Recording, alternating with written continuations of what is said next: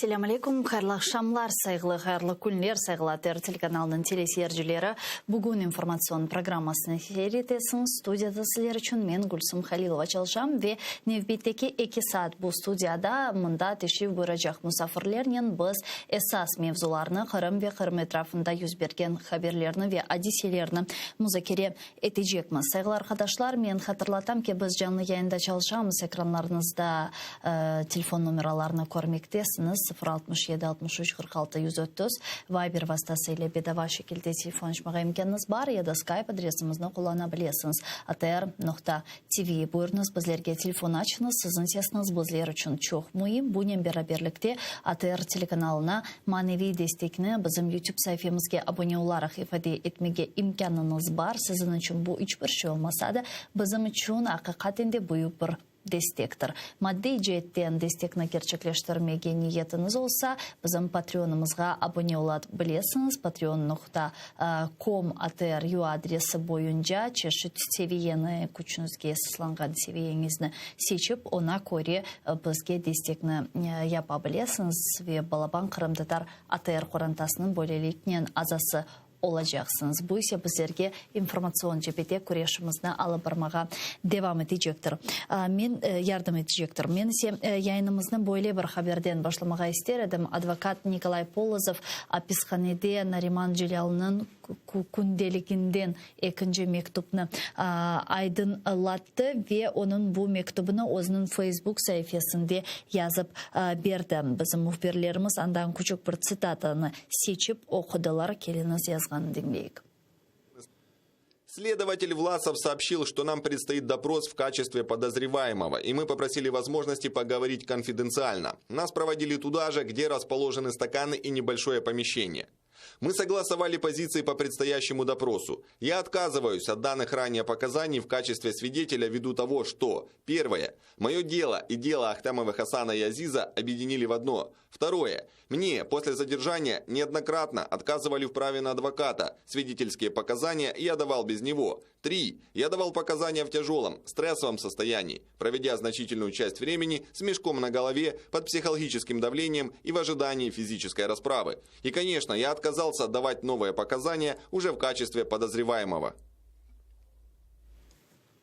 Bizle şimdi canlı bağda Milli Meclis azası ve Kırım Tatar Resurs Merkezi'nin yol başçısı İskender Ağa Bariyev var. Kelini son selamlar. İskender Ağa, selamun aleyküm. Aleyküm selam. Akşam şerifleriniz karı olsun. Cümlemizge.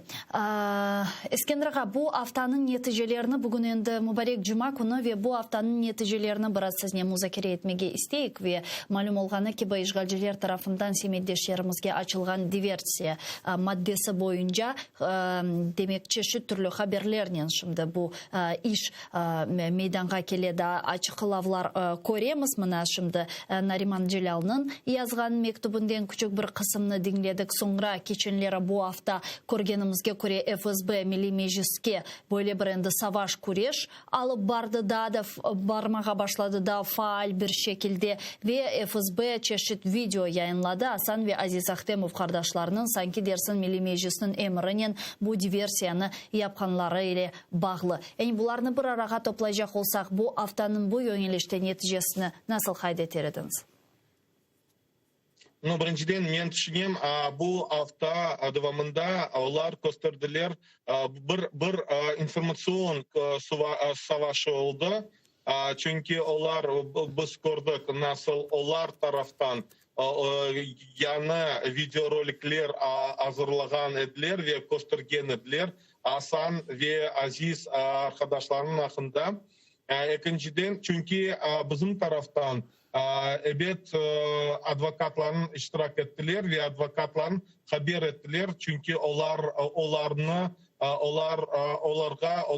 baskı ettiler. Onun için ben düşünüyorum bu hafta devamında ve gelecek zamanda çünkü FSB mecliske bir savaş başlandı. Çünkü ben düşünüyorum olar stiller Milli Meclis'nin bu başından onların mahkemeler böyle karar verdiler. bu ekstremist teşkilatı ve onlar yasak ettiler. Endi onlar biraz başkaca bakarlar, onlar stiller Milli Meclis'in teröristik teşkilatı saymağa ve bütün Rusya'nın pressa onlar gösteriyorlar. Bu meclis grupировкасы ya da meclis onlar bu Ukrayna spetsслужбаларымен beraber çalışıyor. Onlar diversiya yapıp stiller. Onlar bütün cemaatini, Kırım Tatar halkını bu diversiyalarga davet ettiler ve ilahire. Biz görüyoruz hem Aksyonov çıktı sözga, hem başka siyasetçiler, hem biz görüyoruz bu Rusya'nın так называемые российские пропагандисты также не прошли мимо и, соответственно, постоянно об этом говорили. То есть, на мой взгляд, это постепенно ведется к тому, чтобы в ответ на те действия, которые делает публичный Меджлис крымско-татарского народа, они, конечно, и в ответ на Крымскую платформу, они хотят полностью дискредитировать Меджлис и полностью позиционировать Меджлис как террористическая организация. Yani sizin fikrinizce bu Milli Meclis'e yapılgan nevbetteki baskı bu sadece Kırım platforması ve bu yönelişte yapılgan hareketlerinin bağlı mı? Ya da onlar şimdi temsili organımızga böyle yanı baskı formalarını işlep çıkaralar. Çünkü geçenleri siz de görgendirsiniz ФСБ Milli Meclis'ini böyle проводник украинского реваншизма деп adlandırdı. Yani buna nasıl bakmalı? No, men düşünüyorum bunda çok faktörler var. Bu birinci faktör bu Kırım platforması çünkü evet onlar çünkü Kırım platformanı evvelden Milli Meclis bu meseleyi yüksek seviyeye götürmek için çalıştı. İkinciden bu Tamır halklarının temsili organı olarak Kırım Tatar Tamır halkını temsili organı olarak onlar evet şimdi Ukrayna'da bu kanun çıktı ve evet akılında var hepimizde Putin ne söyledi? Bu оружие массового поражения. Onun için onların maksadı Milli Meclis'in bu temsili organ demek değil, bu teröristik teşkilatı onun için göstermeye istiyorlar. Ve üçüncüden onlar evet şimdi istiyorlar bütün Kırım Tatar aktivistlerine biraz напугать крымско-татарских активистов. И, конечно же, сейчас появляется у них любой повод для того, чтобы, когда они переведут вообще в разряд террористических организаций Меджлис крымско-татарского народа, они, конечно же, у них больше появляется возможность. Алло? Üzüldü Niyazov Kebağımız, İskender Bariyev bizle canlı bağdaydı. Şimdi daha bir kere biz ona telefonlaşmaya tırışırız. Kırım Tatar Milli Meclis. İskender alo. Buyurunuz. Evet, ben söyleyeyim. Evet, sonra evet, Kurultay Meclis sisteminde iştirak ettiler 2117 kişi.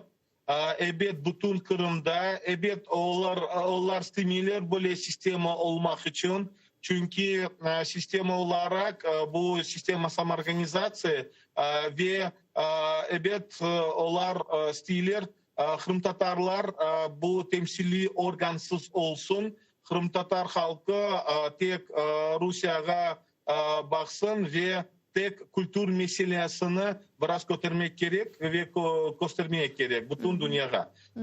Evet bu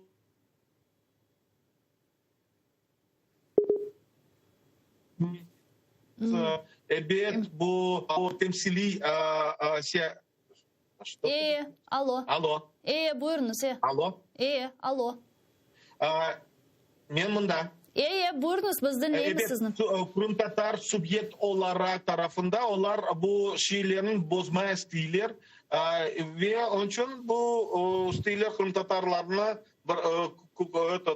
напугать крымско-татарский народ для того, чтобы он был просто массой, которая в лучшем случае будет поддерживать какие-то свои культурные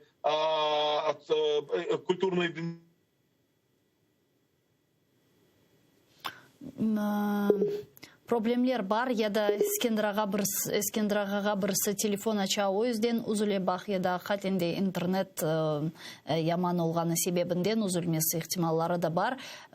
Ескендраға, алло.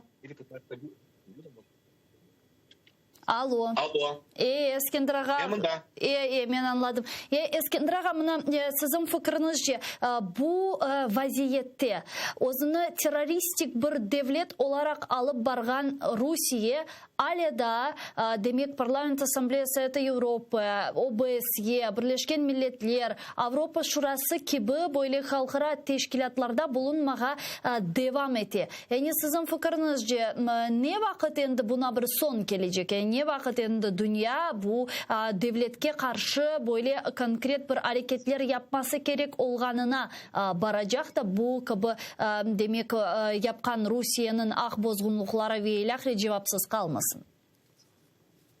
Evet, men makale yazdım o Facebook sayfasında. Anda men yazgan edim, evet, şunçuk bu teröristik cumhuriyeti ya da teröristik memleketi kene Milletler Birleşken Teşkilatında iştirak etti. Bu OBSE'nin, bu Avrupa'nın birliğinde.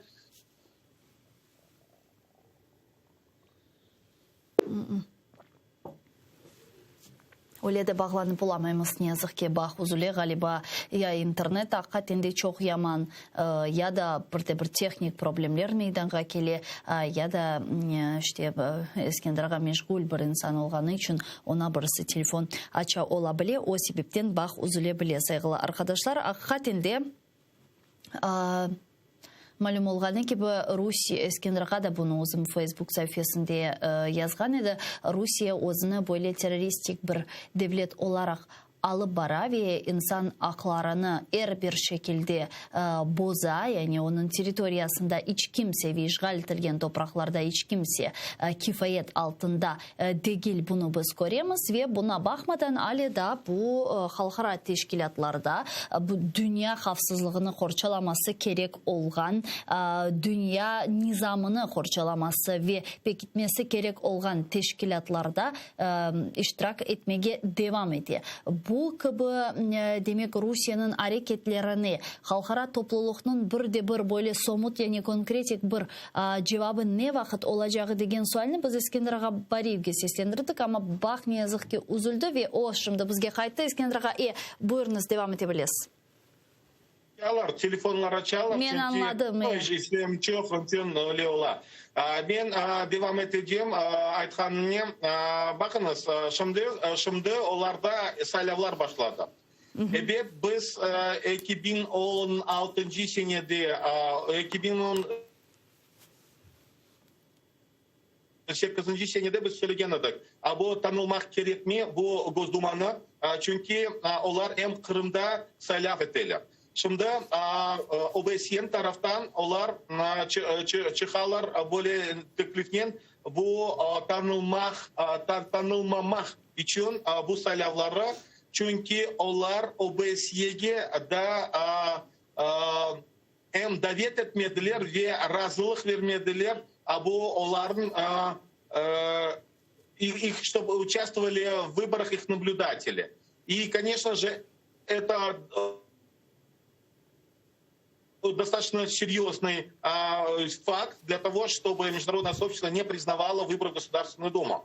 С нашей стороны мы, конечно же, делаем основные акценты на том, что в нарушении международного права Россия проводит выборы, в том числе на территории Крыма и оккупированного Крыма, и таким образом сами выборы не могут считаться состоявшимися.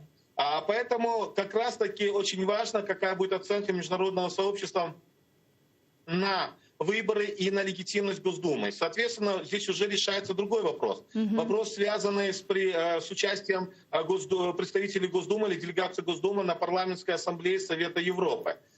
Мы понимаем, что в геополитике все-таки не хотят ломать мосты, связанные с какой-либо коммуникацией, но при всем том мы видим, что уже появляются следующие посылы. Посылы в том, что все-таки будут санкции на «Северный поток-2» и посылы на то, чтобы не признавать выборы именно в Госдуму.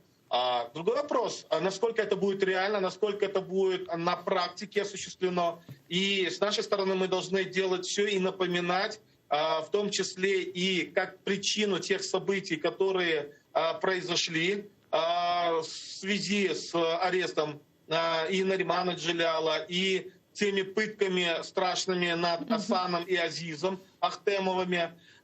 Кстати, мы пытаемся в том числе связать, что это не просто единичные случаи, а это системная политика того государства, которое совершает вот такие жестокие преступления в 21 веке. И наша задача системно обозначать хотя бы в рамках тех стран, которые входят в Крымскую платформу.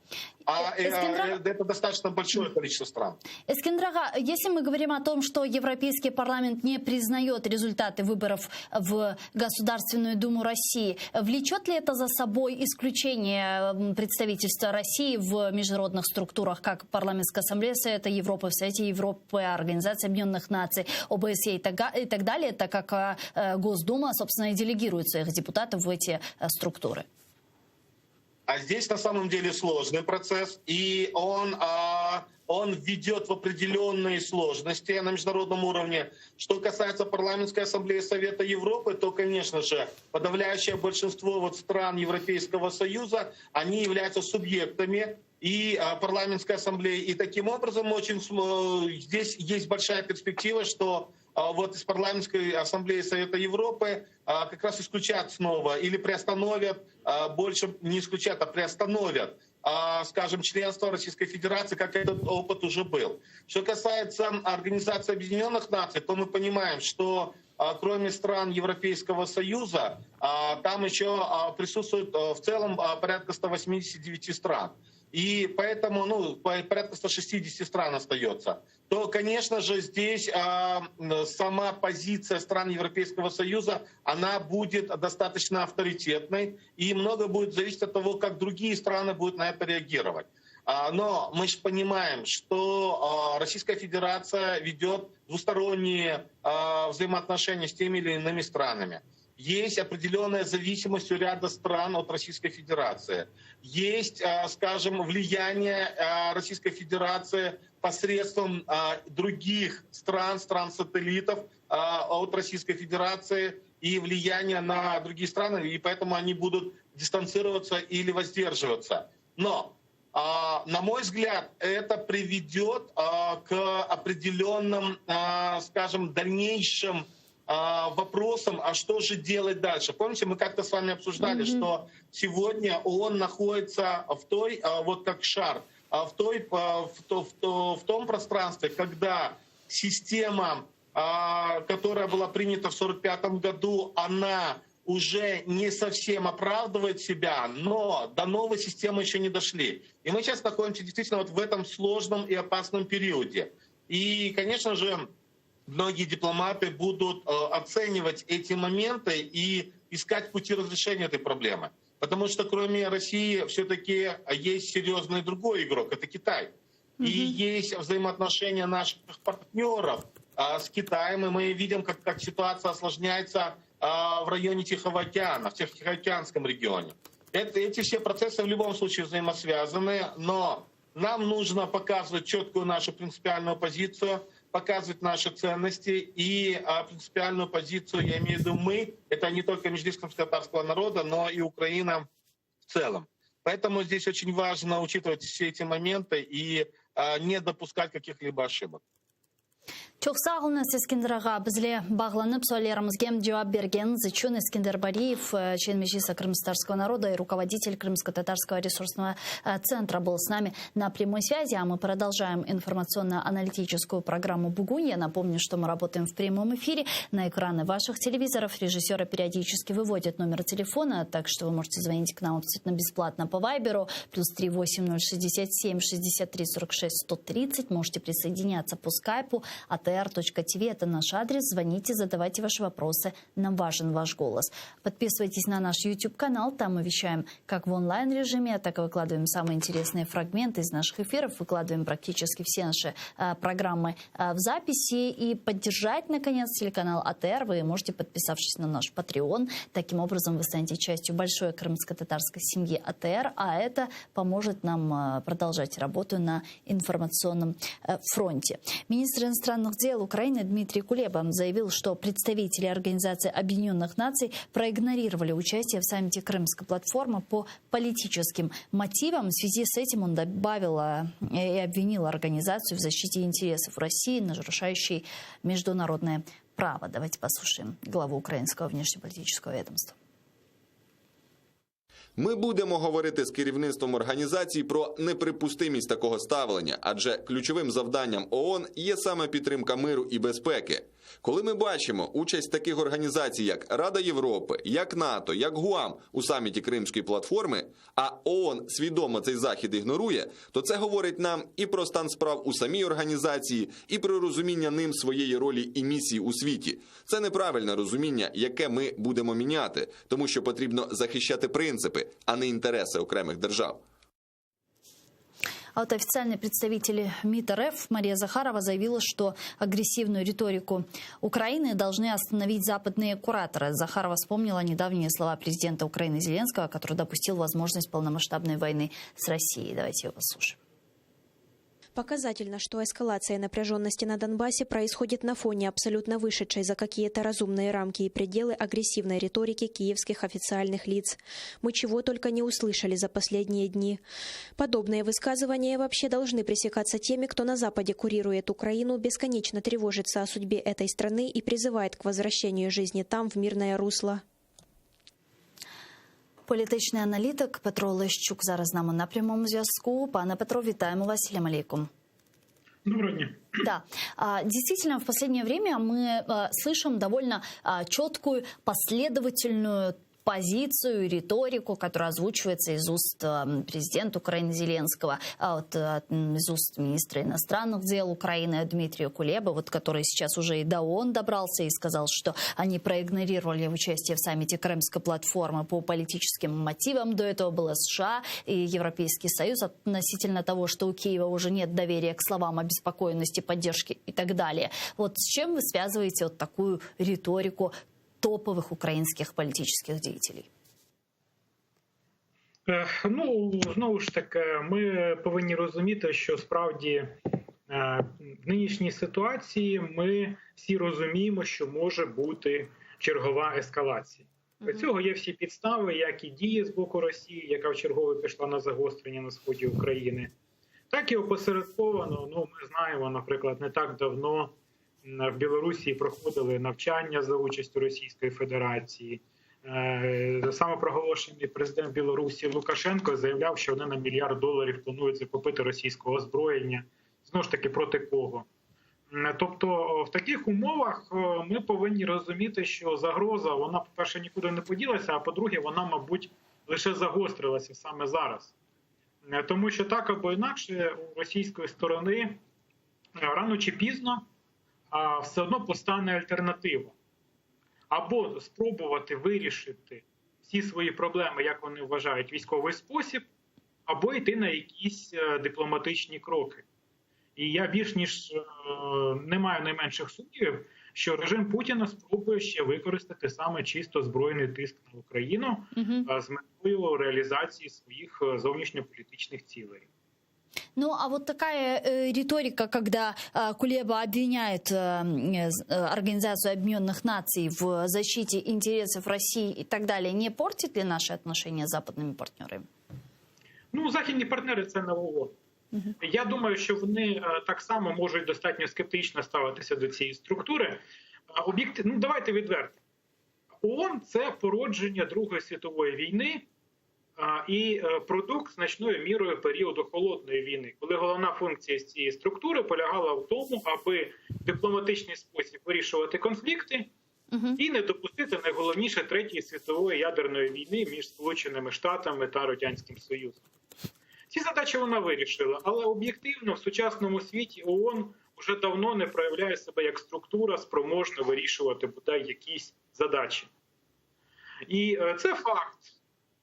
І найгірше це те, що окрім того, що ООН часто не спроможна застосовувати якісь відповідні засоби реалізації тих статутних задач, які перед нею стоять, наприклад, гарантії суверенітету членів ООН. А вона, крім того, ще просто часто, ухвалює якісь кон'юнктурні рішення просто для того, щоб, наприклад, отримати фінансування від якихось сумнівних режимів. Я не бачу великого сенсу це приховувати чи замовчувати. Тому що, на жаль, дуже багато вже цієї брехні накопичилося в світі, і рано чи пізно ми все одно повинні були про це заявити. Тому я тут нічого дивного не бачу.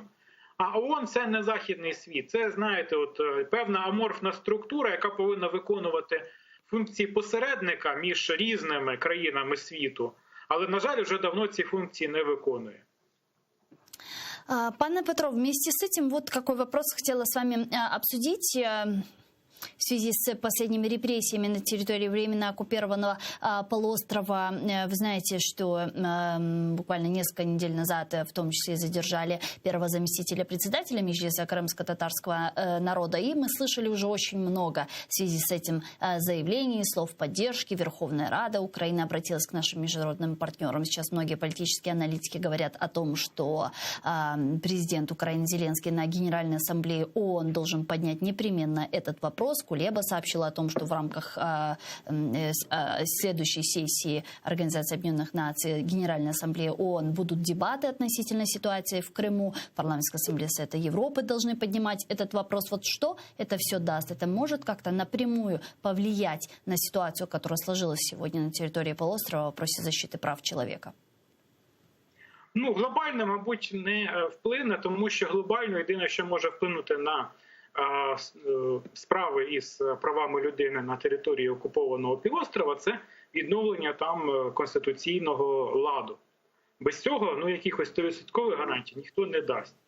Але зрозуміло, що Росія, вона так само займається своєю дипломатією, вона намагається залучати собі нових прихильників. Іноді Путін йде на відповідні широкі жести, звільняючи тих або інших заручників.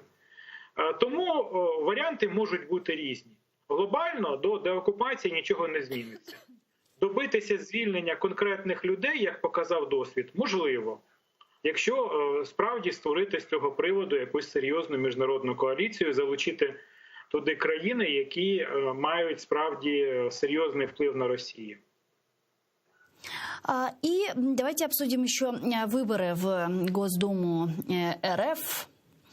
И вот недавно Европейский парламент поддержал жесткий доклад о будущем отношении Евросоюза с Российской Федерацией. Украина, уже как сообщили в нашем дипломатическом ведомстве, довольна текстом.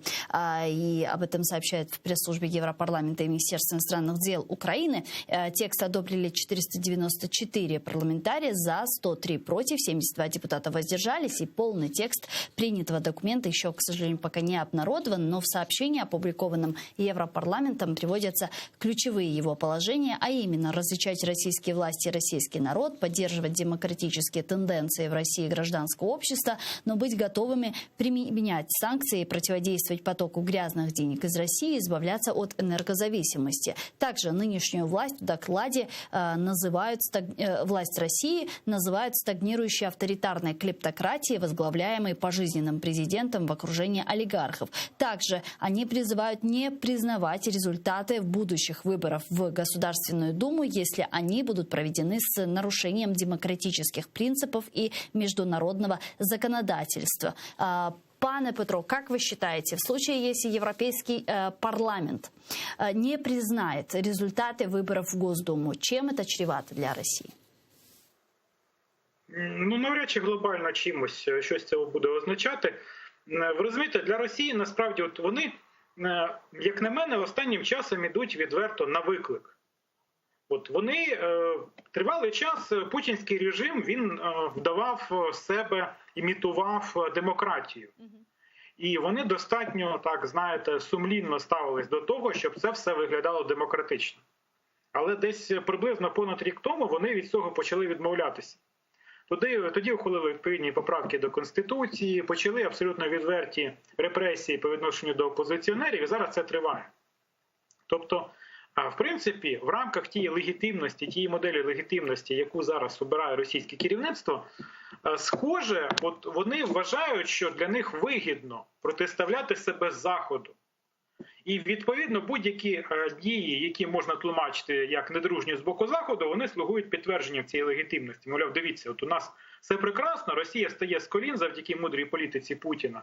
Всі нам заздрять і хочуть нам зла. От вони там хочуть нам, знову ж таки, якусь дестабілізацію принести. От дивіться, Європарламент не визнає наші вибори. Що їм ще потрібно? От ми тут демократією займаємося, вони це все не визнають. От такі от вони невдячні і погані. Тому я думаю, що от російський режим, він, знаєте, сумлінно йде на те, щоб, от, знаєте, от постійно демонструвати і провокувати світ на те, щоб його не визнавали, щоб його засуджували. І вони це все використовують у внутрішній пропаганді. Для того, щоб підтвердити, що дивіться, от ми настільки вже стали з колін, нам вже настільки всі заздрять, що вони навіть наші вибори не можуть спокійно на них дивитися. Но если предположим, что Европейский парламент не признает результаты этих выборов, можем ли мы говорить о том, что деятельность делегаций российских в таких международных структурах, как ПАСЕ, ОБСЕ, Совет Европы, ООН и так далее, будет приостановлена, так как Государственная Дума из числа своих депутатов туда делегирует своих представителей и формирует делегации? Це ж на ці всі структури не визнаватимуть вибори, не визнаватиме Європарламент. Це означатиме, що Європарламент... Решение Европарламента не распространяется на другие структуры Европейского Союза, правильно я поняла? Воно не є обов'язково. Його можна розглядати як рекомендаційне, як певний дороговказ. І зрозуміло, що це буде вагомий аргумент. І зрозуміло, що, наприклад, якщо вибори не будуть визнані, то українська делегація зможе апелювати до цього, піднімаючи питання про позбавлення, наприклад, права участі в засіданнях в ПАСЕ російської делегації. Але нічого автоматично тут відбуватися не буде, і це факт. І, знову ж таки, відсутність визнання, на жаль, не означає відсутність співпраці з цим режимом. Яскравий приклад цього – Північний потік. Тобто вони не будуть визнавати Думу, а російський газ визнавати будуть. І, чесно кажучи, росіянам набагато важливіше, аби вони визнавали російський газ і платили за нього гроші. А вже за ці гроші вони якось там свої проблеми будуть вирішувати. Ну, двойные стандарты, получается. Ну, да, бачите, от, це така от ситуація, яка, в принципі, Росію цілком влаштовує. Поки їх не визнають, але дають їм гроші, ну, я думаю, що вони це невизнання зможуть пережити. Министерство иностранных дел Украины выразило протесты за проведение выборов в Госдуму России на территории оккупированного Крыма, а также привлечение представителей и жителей оккупированного Донбасса. Как сообщили в украинском внешнеполитическом ведомстве, Киев рассматривает организацию проведения незаконного голосования как продолжение грубых нарушений России, государственного суверенитета и территориальной целостности Украины. Давайте послушаем их цитату вместе. Проведення Російською Федерацією виборів на території тимчасово окупованих Автономної Республіки Крим та міста Севастополь є незаконним, а їх результати не матимуть жодних юридичних наслідків. Всі причетні до організації та проведення незаконного голосування у тимчасово окупованому Криму, а також організації участі в цих виборах громадян України з незаконно виданими паспортами громадянина Росії на тимчасово окупованій території в Донецькій і Луганській областях будуть нести відповідальність відповідно до законодавства України. Также министр иностранных дел Украины Дмитрий Кулеба прокомментировал ситуацию с привлечением жителей временно оккупированных территорий к выборам в Российскую Госдуму. Он заявил, что единственным статусом РФ в Крыму и на Донбассе является страна-оккупант. Давайте послушаем Дмитрия Кулебу. Відсутність цих місій сприяє зусиллям Росії влаштовувати виборчі каруселі, підвезення виборців для створення ефекту волевиявлення людей. Я наголошую, що відповідно до міжнародного права єдиний статус, яким володіє Росія в Криму та в окремих районах Луганської та Донецької областей, це держава-окупант. Также вот такая новость прошла буквально несколько минут назад. На выборах в Государственную Думу России не пустили наблюдателей на участки, где голосуют жители отдельных районов Донецкой и Луганской областей Украины. Речь идет об участках в Ростовской области. Сообщается, что наблюдателей вообще не пустили на приграничные территории Ростовской области, где организованно голосуют жители оккупированного Донбасса. Это объясняется конфликтом закона о выборах с законодательством о приграничных зонах. В одном из таких районов, в Тарасовском, явка составила 30% уже к 12:00. Сообщают наши корреспонденты со ссылкой на Новую газету. Пане Петро, чем грозит нам участие представителей ОРДЛО на выборах в Госдуму? Можно ли сказать, что таким образом Россия готовит інкорпорацію Донбасу? Ну, якби вона хотіла їх інкорпорувати, вона би це зробила без усяких виборів. І насправді я переконаний, що нічого вони інкорпорувати не збираються прямо. Но почему тогда для них так важно участие жителей ОРДЛО на выборах в Госдуму? Вот 12 поездов и 825 автобусов отправили в Ростовскую область. Ну, мабуть, так сильно самі росіяни вже люблять єдину Росію, що, як то кажуть, зайві голоси, зайвих людей, яких, в принципі, ніхто порахувати не зможе, вони в цій ситуації не сильно завадять. Ну і просто показати, влаштувати, дивіться, мовляв, як вони хочуть бути росіянами, що вони так сильно хочуть бути росіянами, що це не можна ігнорувати і тому подібне. Тобто тут дві безпосередні задачі. А для цих людей нічого не зміниться. Їх використають і, в принципі, там забудуть до тієї миті, коли вони знову знадобляться. А используют это в целях внутриполитической какой-то избирательной технологии? В першу чергу так. Внутрішньополітична виборча технологія, тобто запустять каруселі, і таким чином щось одержать. Ну, а зовнішньополітичні, я ж кажу, вони таким чином показують, що, мовляв, дивіться, мешканці ОРДЛО дуже сильно хочуть бути росіянами, що навіть готові їздити там багато годин, аби проголосувати. Це буде дуже багато пропагандистських сюжетів на цю тему. Ну і потім на підставі цього вони будуть казати, що не можна ігнорувати волю народу. Ну і ми знаємо, що зараз в Російській Думі зареєстровано законопроект черговий про те, щоб там створити сприятливі умови для переселення громадян України до Росії, там надавати їм підтримку і так далі. Я думаю, що ці вибори – це може бути, знаєте, такий собі рекламний сюжет подібного переселення. Як прекрасно українцям ставати росіянами. Вместе с этим, вот буквально на днях очень много сейчас появилось сообщений, заявлений с трехсторонней контактной группы в Минске. Буквально несколько дней назад Сергей Гармаш, представитель украинской делегации в ТКГ, заявил о том, что Россия сорвала обсуждение имплементации формулы Штайнмайера в украинское законодательство. И, собственно, вчера эту информацию подтвердил вице-премьер-министр Алексей Резников и сказал о том, что в рамках трехсторонней контактной группы в Минске обсуждают необходимость выполнения заключенного коммюнике после встречи 4 лидеров в нормандском формате еще в 2019 году. И здесь новость не в том, что даже Россия там сорвала какое-то обсуждение, она в принципе это всегда делает, мы знаем. Новость в том, что оказывается в трехсторонней контактной группе в Минске все же имплементацию формулы Штайнмайера в украинское законодательство обсуждают. Как это понимать? Ведь до этого все и вся говорили о том, что формула Штайнмайера противоречит национальным интересам України.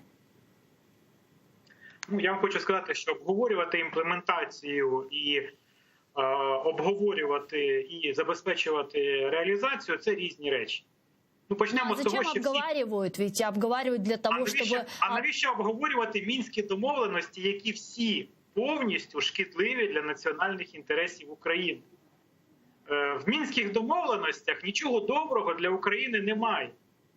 Тому що там передбачається створення якихось окремих територіальних утворень, закріплення цього всього на рівні Конституції, створення так званих народних міліцій, тобто перетворення України де-факто на конфедерацію. Але їх ж обговорюють. Більше того, постійно вимагають їх виконання. Тому обговорення можна все, що завгодно. Але реалізувати це можна лише за процедурою в Верховній Раді. Я вам хочу сказати, що ніхто в Верховній Раді на даний момент подібні рішення не проведе.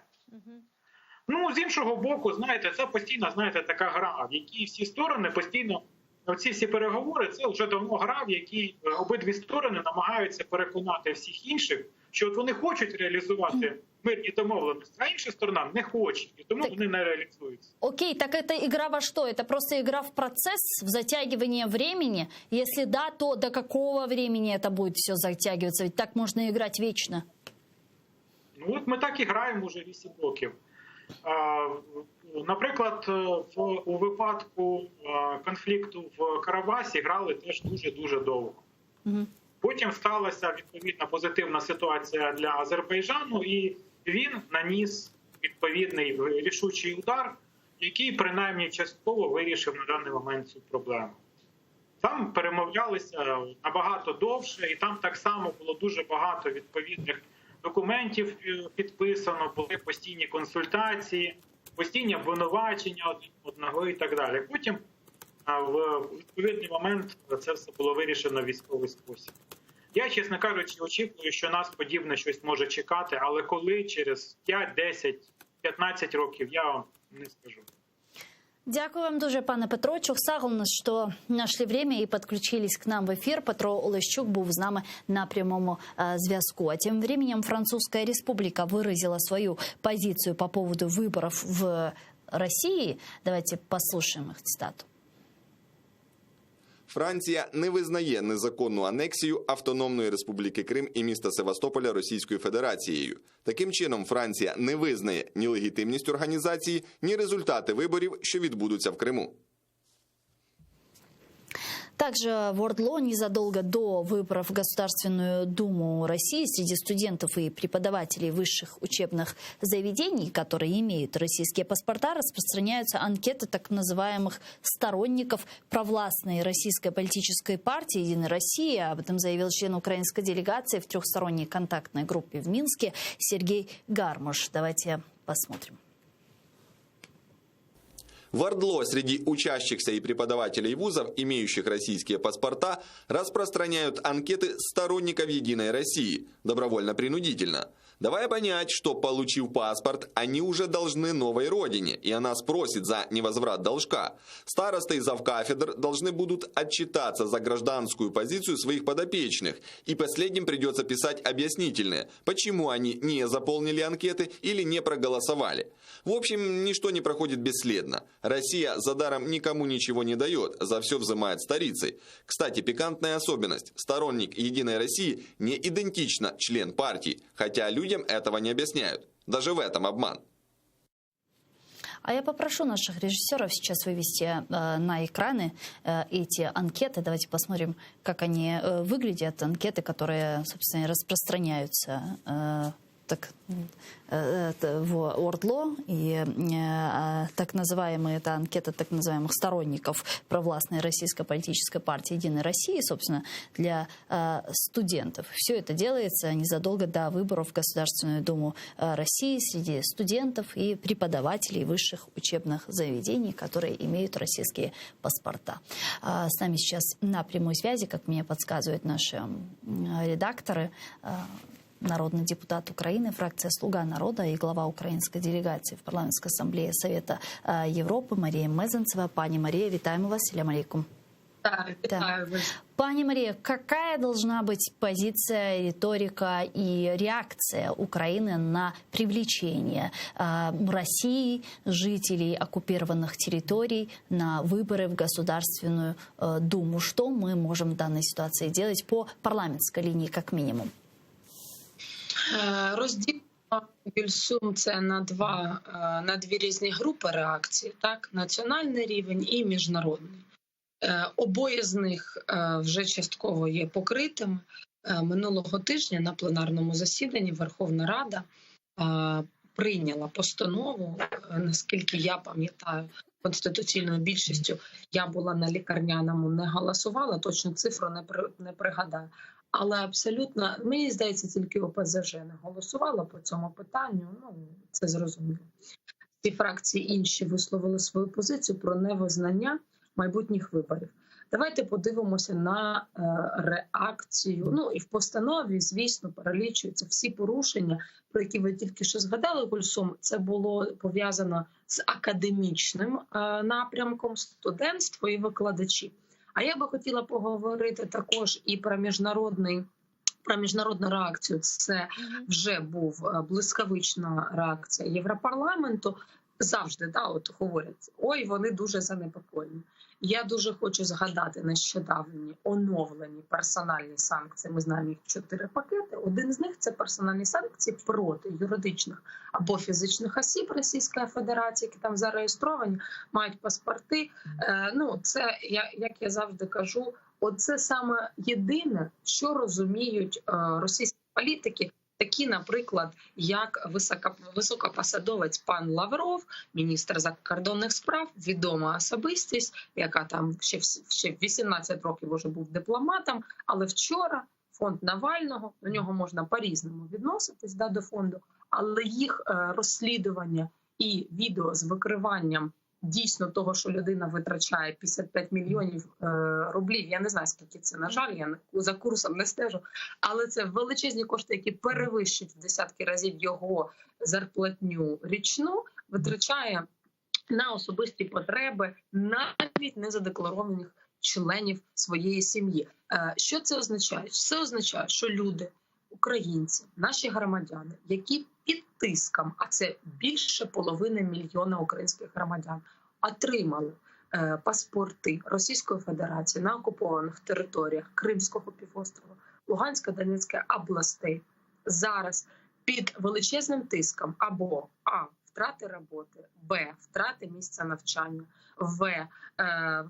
взагалі втрати навіть комерційного місця працевлаштування або держслужби, повинні йти голосувати. І якщо вони це все-таки зроблять, тому що це загрожує їх власному життю, а інколи і здоров'ю, на жаль, ми бачили з вами чергову хвилю примусових зникнень, про які говорилося вже в рішенні резолюції Парламентської асамблеї Ради Європи в червні, яка ми з вами, Гульсум, її обговорювали все літо. Ви запитували, а коли ж почне виконуватись? Так от вона не виконується, і ми продовжуємо це запитання до 3 високопосадових осіб. Це президент асамблеї Пар'є Рікдаймс, б. це генеральна секретарка, яка була на Кримській платформі і представляла Раду Європи на найвищому рівні, і в. людина, до якої є найбільше запитань, висока комісарка з прав людини, яка 2,5 роки на своїй посаді не може доїхати до Криму. А наші колеги в Пар'є, депутати різних країн, перебуваючи на 2 кримських КПВВ, побачили, що жодних перепонів для того, щоб вона приїхала і побачила ці кричущі порушення прав людини, немає. На особистій зустрічі, яку ми запланували з високою комісаркою по правам людини в Страсбурзі на черговому засіданні Пар'є в кінці вересня, ми доповімо, я впевнена, особисто. Повертаючись до кінцевої, до поточного запитання, так, що ж ми отримаємо з цього? Якщо все-таки наші громадяни приймуть рішення під тиском, що вони все-таки приймають участь, а якщо вони не приймають участь, за них її приймуть, правда? Тобто поставлять просто на невикористаних бюлетнях голос за єдину Росію, так звану, яка розуміє, що їхня прихильність до них зараз є історично найнижчою. Чому вони залучають майже 500 000 нових голосуючих? Та тому, що в них на останніх виборах, рейтинги, явка була, неважливо, там підтримують люди їх чи ні, а взагалі явка на парламентських виборах була всього 32%. І зараз за рахунок оцих реальних людей, які, можливо, прийдуть і проголосують. Головне, щоб вони не голосували за них. Але ми знаємо, що машина пропаганди продовжує працювати. Студентам, особливо хлопчикам і їх батькам, а ми знаємо це, бо ми зустрічалися з кримчанами в кінці серпня в місті Херсоні. Дівчинка з 18 груп однокласників, вона єдина, хто за спрощеною системою, за яку проголосувала Верховна Рада України для вступу без здачі ЗНО дітей, переселенців, дітей з окупованих територій, вона єдина, хто скористалася з класу 18 осіб. Тому що вона каже, в мене є друг, от його мама почула, що коли він вступить, його одразу у віці 18 років заберуть до армії. Нагадаю, це фейк, тому що ваш телеканал «Гульсум», можливо, дивляться кримчани на якихось ресурсах, хоча ми знаємо, що сигнал блокується, і подивитися по телевізору неможливо. Це тільки на прикордонній території з Херсонською областю. Так от я хочу роз'яснити, в українському законодавстві з пропискою Криму нікого не беруть в українську армію, ніхто не забирає хлопців примусово нікуди. І українські студенти, які зараз в 10-11 класі бояться, що їм, так як минулого року зірвали учбовий процес, просто не видадуть сертифікати середньої освіти. Ось що робить окупаційна влада. Ми не складаємо рук. Ми залишаємося в активній позиції. Тобто, знаєте, у нас зазвичай Рада приймала рішення, там, те, що говорю про національний рівень, зазвичай після, тобто вже там вибори пройшли і постанова приймається. Мені дуже приємно, що колеги це зробили минулого тижня. Але питання залишається в площині роботи правників, тих, хто є на окупованих територіях. І не дай Боже, ми побачимо ще більше людей, які можуть потенційно бути викраденими чи вважатися зниклими. Тобто зараз треба тримати зв'язок з Кримською солідарністю, з півостровом, з правниками, які залишаються з нами в контакті. Да, вместе с этим я знаю, что вы очень пристально следите за теми событиями, которые происходят на территории временно оккупированного территории, а именно последние репрессии в отношении крымских татар, среди которых и есть заместитель председателя Меджлиса крымско-татарского народа Нариман Джилял. Вы наверняка знаете те новости относительно того, что наши соотечественники подвергались пыткам со стороны ФСБ, из них выбивались просто показания, и сейчас против них шьют дело. Вот как по линии парламентской ассамблеи Совета Европы мы можем защищать права наших граждан на территории полуострова? Возможно, готовится какое-то принятие резолюции в рамках ПАСЕ. Что сейчас делается в этом направлении? Гюльсум, з Наріманом ми бачилися 23 числа, коли відбувалася не сама Кримська платформа, так, офіційна частина, він був присутній, а вже при відкритті офіційного офісу, який знаходиться неподалік Верховної Ради, який називається Кримська платформа. Він маленький, але якраз саме там будуть працювати, вже працюють правозахисники по цим кейсам. Я в Нарімана запитала, кажу, ви не боїтесь, ви завтра будете повертатись після Дня Незалежності. Він, як і завжди, сказав, що це позиція, яка є відкритою, його вже як 7 років могли притягнути. Та і намагалися це зробити. Для нас це було неочікувано. Ми не думали, що Росія так зухвало піде в атаку, ба більше перед виборами так в Думу. Адже всі дуже сфокусовано дивляться за діями влади. До речі, місія ПАРЄ, яка зазвичай направляє спостережну місію на вибори, цього не зробила. В знак, в тому числі протесту, там поїхали лише 4 особи, які, звісно, не відвідають окуповані території, але просто для перебігу статистики. Вибори, наприклад, відбулися. Ми подали заявку в Гюльсум на обговорення цього питання в рамках наближаючої сесії ПАРЄ в кінці вересня стосовно подій, які відбулися. Як я сказала, ми направили 3 листи до високопосадовців. На початку тижня спливає строк відповіді. Я обов'язково їх опублікую, так само, як і ті звернення, які ми надіслали на наших офіційних сторінках. Окремо ми спілкуємося, звісно, там по захищених каналах з правозахисниками і координуємо дії. Пан Рефат Чубаров нещодавно нам надав матеріал, який може бути перекладений іноземними мовами і наданий додатково. От буквально перед нашим ефіром я зв'язувалася з моїм колегою поляком Аркадіушем Молярчиком, який був на КПВВ на Кримських, бачив, що відбувається, спілкувався з сім'ями кримчан і кримських татар.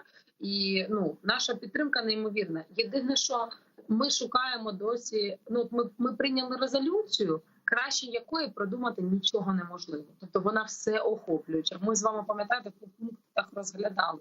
Вона починається від вашої роботи, як журналістів, як кримсько-татарського телеканалу, і точніше блокування вашої роботи, і закінчуючи меджлісом, порушеннями прав людини на всіх шаблях від студентства до більш уважних членів меджлісу, взагалі цього кримсько-татарського народу і населення Криму. Тобто я не знаю, який кращий документ міг бути.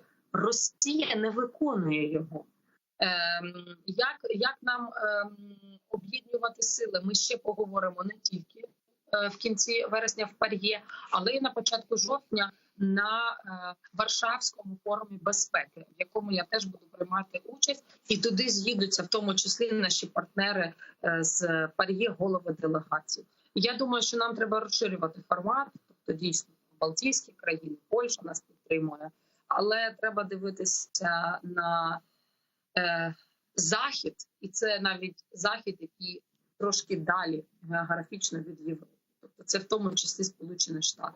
Ми способом зустрічі президента країни з президентом Сполучених Штатів передали в тому числі списки і по Криму, і по окупованим частинам Донбасу тих людей, які є зараз примусово ув'язненими, чекають рішень судів або є безвісти пропалими. Тобто, мені здається, що тут не достатньо зараз тільки європейських санкцій, в тому числі дієві, але дієві бачимо, коли всі будуть звільнені. Дякую вам дуже, пані Мария Чухсаловна, что нашли время и подключились к нам в эфир. Мария Мезенцева, народный депутат Украины, фракция «Слуга народа» и глава украинской делегации в парламентской ассамблее Совета Европы была с нами на прямой связи. А мы с вами не прощаемся, сейчас прерываемся буквально на 5 минут. После вернемся в эту студию с гостем, мы обсудим продолжим обсуждать основные новости и события сегодняшнего дня, которые непосредственно касаются временно оккупированных территорий. Оставайтесь первым крымско-татарским. Коршкенджа.